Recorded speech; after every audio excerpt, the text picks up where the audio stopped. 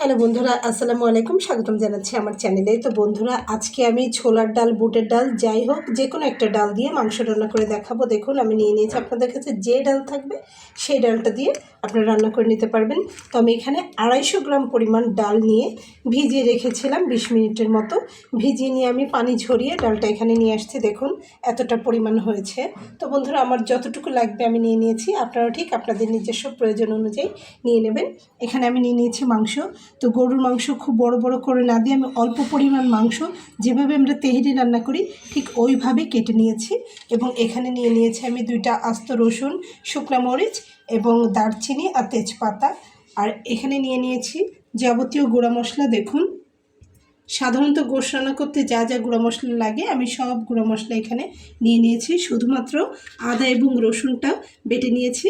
এখানে আমি পেঁয়াজ কুচি করে নিয়েছি এবং এখানে আমি 2টা আলু কেটে নিয়েছি। আলুটা একটু ছোট করে কেটে নিয়েছি। দেখুন, তো এখানে সবগুলোকে আমি একই সঙ্গে গুছিয়ে নিয়েছি রান্নার সুবিধার্থে। বন্ধুরা সঙ্গে থাকুন, আশা করছি রেসিপিটা আপনাদের ভালো লাগবে। তো বন্ধুরা, চুলাতে আমি একটা কড়াই দিয়ে নিয়েছি। আমার কড়াইটা গরম হয়ে গেছে। তাতে এখন আমি সয়াবিন তেল দিয়ে নেব। তো তেলটা কিন্তু আপনারা আপনাদের নিজস্ব পছন্দ অনুযায়ী এবং আপনার রেসিপির যতটা অনুপাত সেই অনুপাতে নেবেন। তো দেখুন, এখন প্রথমে আমি এখানে পেঁয়াজটা দিয়ে নেব।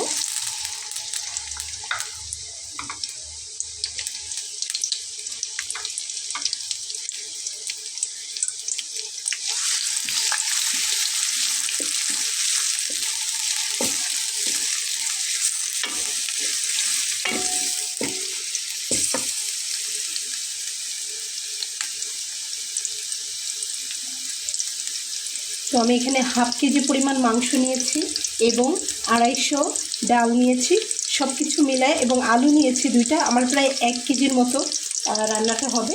তো এরকম পরিমাপ করে কিন্তু আপনারা তেলটা দিবেন, কারণ ডালে কিন্তু তেলটা একটু শোষণ করবে।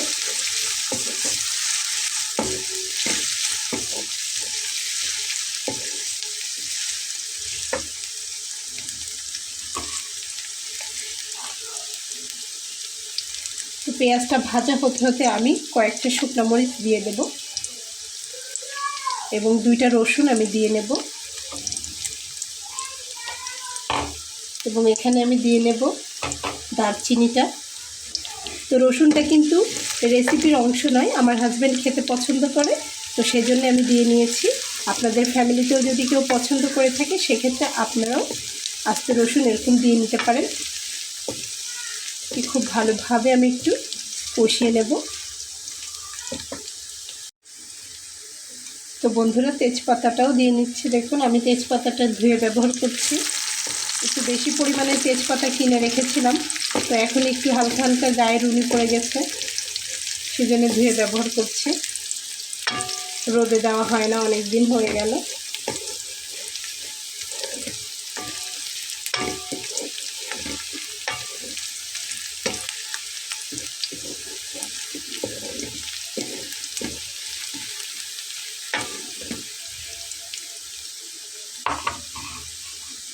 তো দেখুন, এখানে একটা কালার চলে আসছে, কি সুন্দর।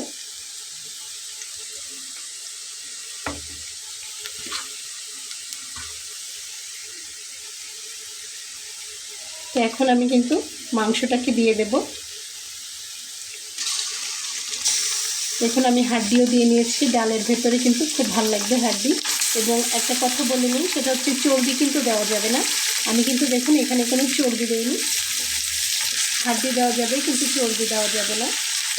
চর্বি দিলে একদম তেল তেলে অন্যরকম জমে যাবে, ডালটা জমাট বাঁধা হয়ে যাবে, খেতে ভালো লাগবে না।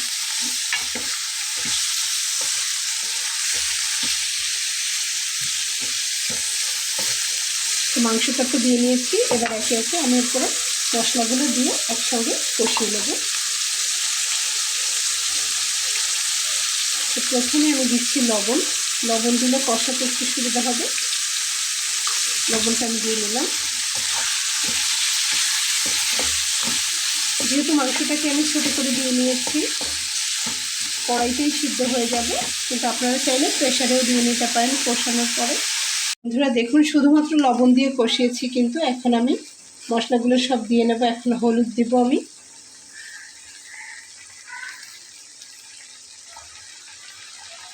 আর দিয়ে নেব 1 চামচ পরিমাণ গুঁড়া মরিচ, এবং দিয়ে নেব 1 চামচ পরিমাণ ধনিয়ার গুঁড়া, দিয়ে নেব 1 চামচ পরিমাণ জিরার গুঁড়া। এগুলো কিন্তু চা চামচ করে আমি দিচ্ছি।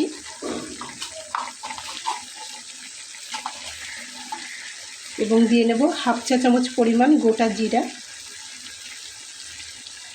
দিয়ে খুব ভালোভাবে এটাকে আমি কষাতে থাকব। এটা আমি 15 মিনিটের মতো কষিয়ে নেব। এখানে যতটুকু পানি রয়েছে এই পানিটা দিয়ে একদম কষিয়ে নেব।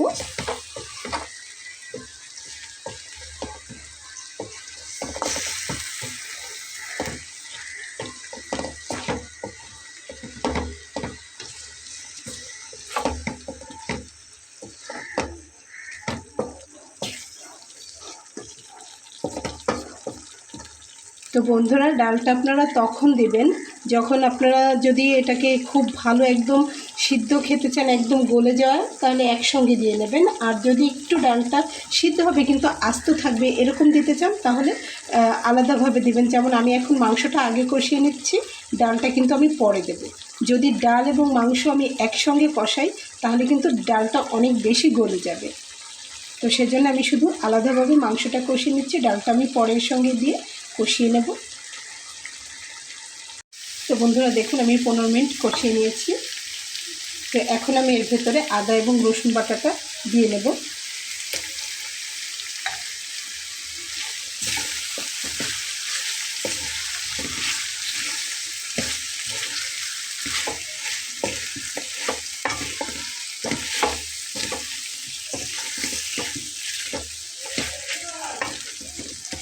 এটা তো অনেক বেশি কষাতে হবে, সেজন্য আদা আর রসুন বাটাটা আমি একটু দেরি করে দিলাম। এটার ভেতরে এখন আমি ডাল দিয়ে কষাবো আরও 15 মিনিট পরে। এখন আমি এটাতে একটু পানি দিয়ে সিদ্ধ হতে দেবো ঢাকনা দিয়ে।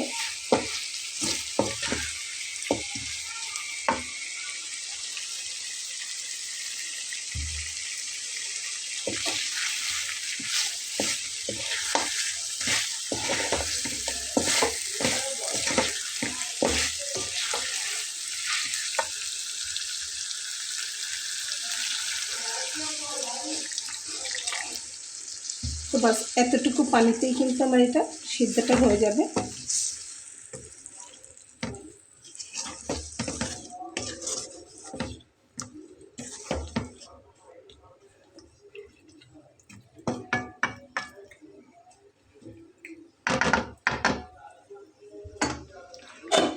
তো আমি একটা ঢাকনা দিয়ে ঢেকে দিচ্ছি, এভাবে এটা সিদ্ধ হবে। তো আমার মাংসটা কিন্তু হয়ে গেছে। এখন আমি এটার ভেতরে ডাল এবং আলু দিয়ে নেব। দেখুন এখানে আমার ডাল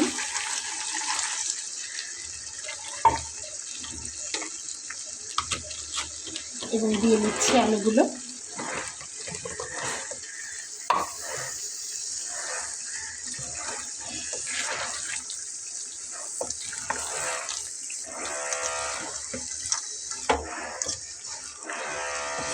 তো বন্ধুরা, আমাদের বাসার পাশে যে বিল্ডিং কনস্ট্রাকশনের কাজটা কিন্তু আবার চালু হয়েছে, যার জন্য কিন্তু আপনারা ভিডিওর ভিতরে অনেক অনাকাঙ্ক্ষিত আওয়াজ আপনারা পেয়ে যাচ্ছেন। আমার কিছুই করার নেই, প্রচুর আওয়াজ হচ্ছে তাদের মেশিনে।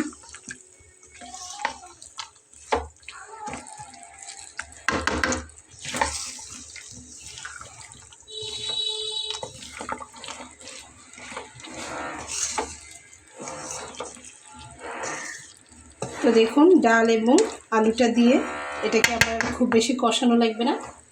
আমি এটাতে পানি দিয়ে ঢেকে সিদ্ধ হতে দেব। মাংসটা কিন্তু খুব ভালোভাবে আমার কষানো হয়ে গেছে। দেখুন এই যে,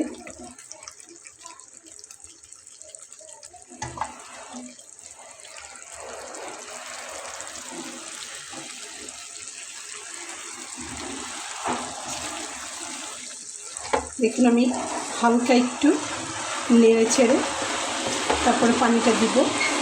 তো দেখুন একটু নেড়ে চেড়ে নিলাম। এবার আমি পানিটা দিয়ে নেব।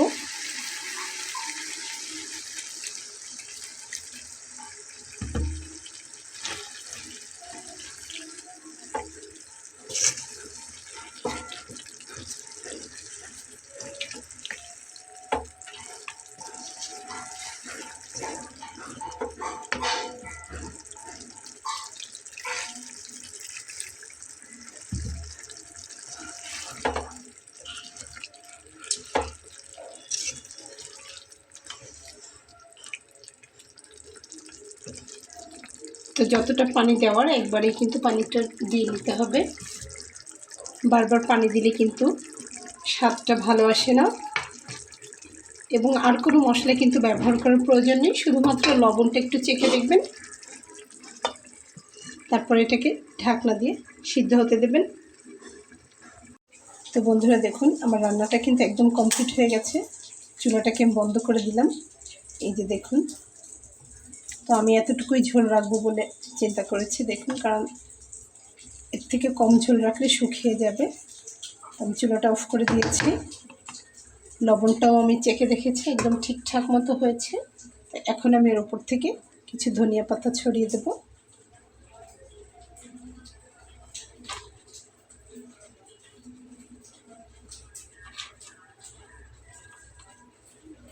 তো এখন এটাকে খাবার টেবিলে পরিবেশন করার জন্য একদম রেডি।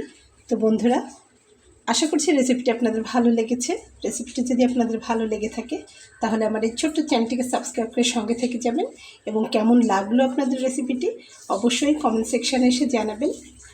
খেতে কিন্তু দারুণ মজা। আমরা যারা বাঙালি তারা কিন্তু একটু এ ধরনের স্পাইসি খাবার খেতে ভীষণ পছন্দ করি। আমাদের বাসায় সবাই তো খুবই পছন্দ করে। ছোলার ডাল হোক, বুটের ডাল হোক, যাই হোক, মাংস দিয়ে রান্না করলে সেটা ভীষণ লোভনীয়, সবাই খুব পছন্দের সাথে খেয়ে নেয়। তো বন্ধুরা দেখুন,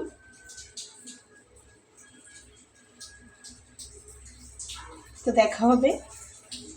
আল্লাহ হাফেজ।